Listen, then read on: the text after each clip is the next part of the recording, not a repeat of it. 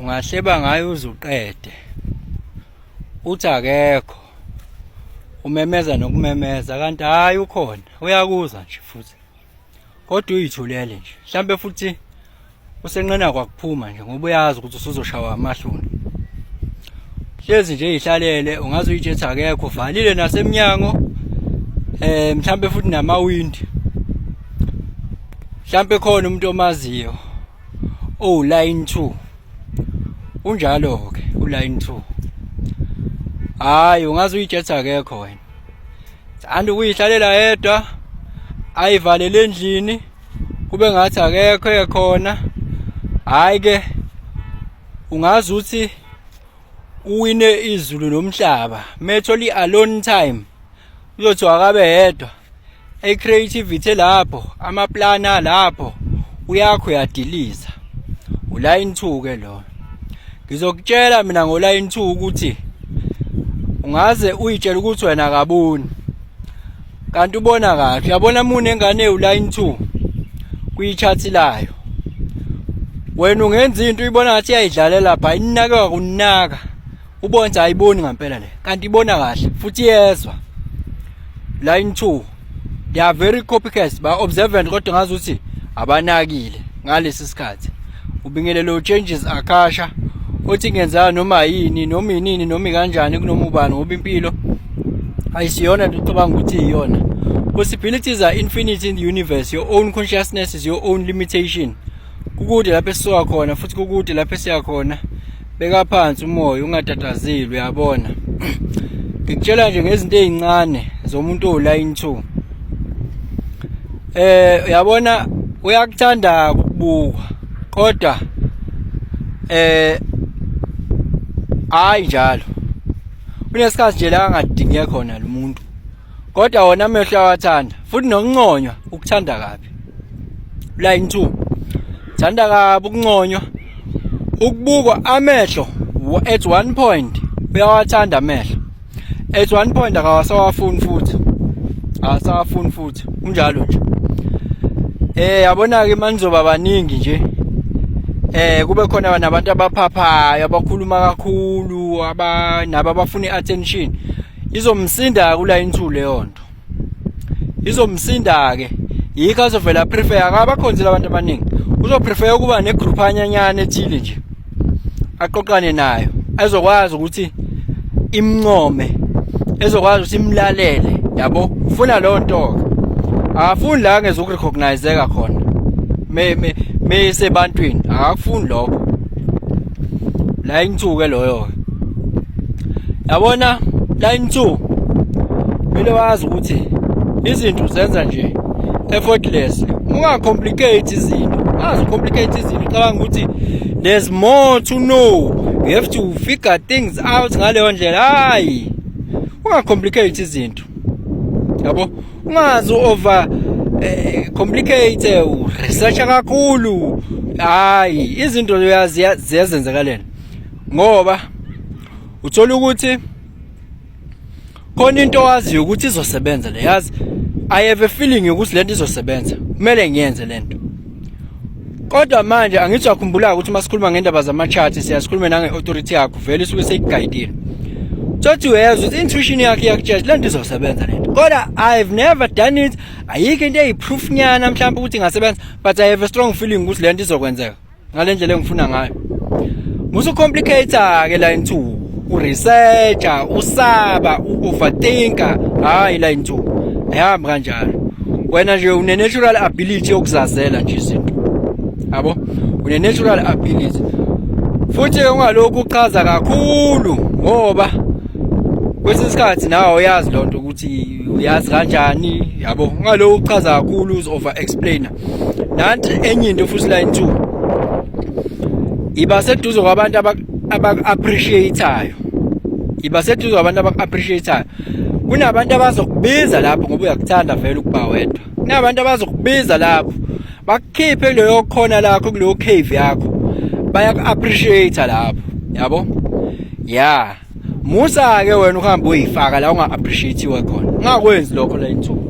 Ngoba kuwena uphoxeka is very personal, yabo? Ngoba uvela ubona ukuthi awulabantu kanjani manje. kanti line 2 uyathandeka nje futhi khona into ethile ngawe ngathi unokuhlekisa okuncane okukhona ngazuthi nje yabo khona le vavavumo unayo as a line 2 ethandekayo that eyenza ukuthi abantu bakuthanda ukuthi ube seduze kwabo yabo. So ungacomplicate izinto, ungalokhu uya lapho uyifake endaweni la ungadingeki khona as a line 2. Ngithi ayizwa lonto yonke ke lonto leyo ayipheleli lapho. Line 2 ayipheleli lapho. We are very intuitive mfethu yabo, we are very intuitive. Intuition yakho nje ithembe intuition yakho yona ukhiye loyo, thembe intuition yakho yabo, nga overthink mfethu. As a line 2 iprioritize ke alone time.